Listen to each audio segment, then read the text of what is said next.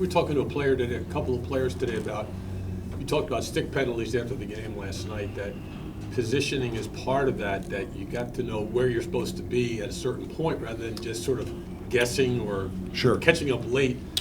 Is that something you're trying to drive across here, that don't stand there, but sort of anticipate the play and be ready? Yeah, anticipation's part of it. I think we're one of the worst teams at stick infractions, so that's why it was a game 7 we've had. So that's why it was my attention. It's a domino effect, right? Then guys don't get on the ice. Some guy, fourth line doesn't play. You're trying to get some of the penalty kill guys that don't play on the ice.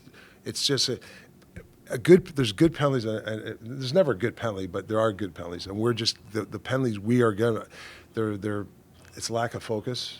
It's not moving your feet, and it's frustration. Guy might take the puck off you. What do? You hook the guy. That's frustration. You don't win your battle, so it's just cumulative, and we just got to get it out of our game.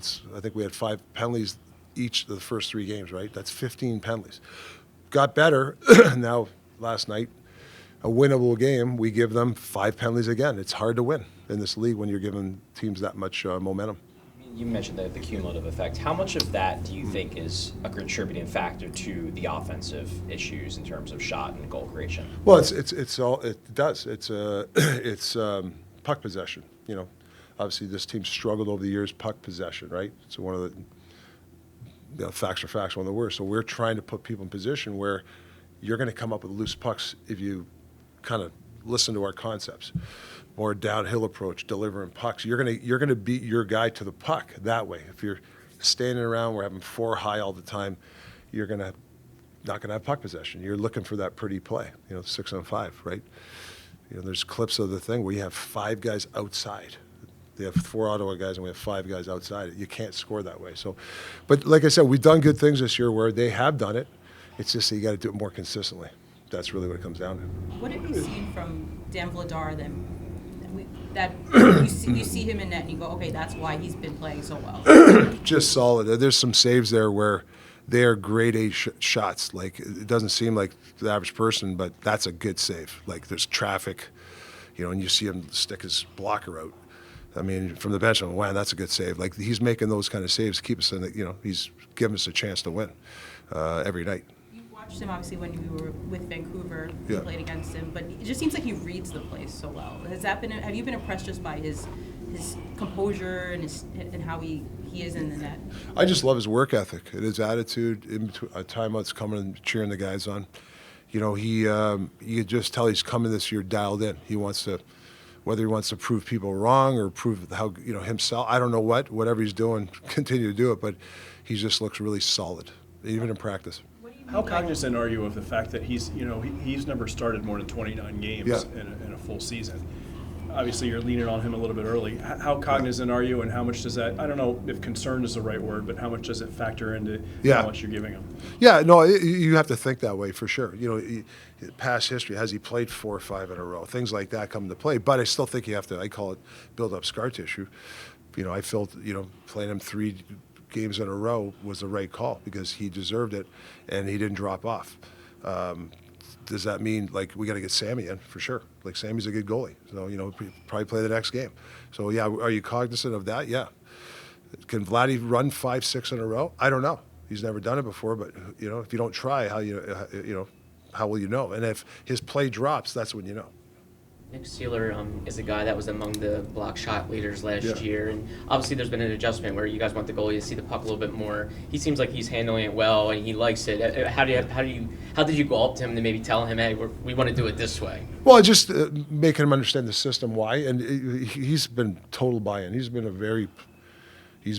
a solid guy every game, very mistake-free.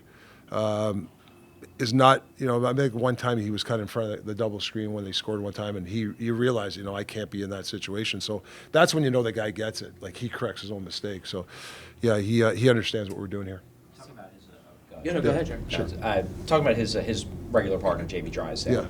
This time last year, he was getting third pair usage. Sure. It clearly wasn't, very trusted, was making mistakes. So far this season, you've been trusting him quite a lot, especially at 5-on-5. I guess, what have you seen in his game Yeah. that tells you that he can handle the minutes that maybe this time last year he couldn't? Yeah, I think it's by design, especially him and Cam York. Give them really good minutes. Let them kind of drive play, see what they can do.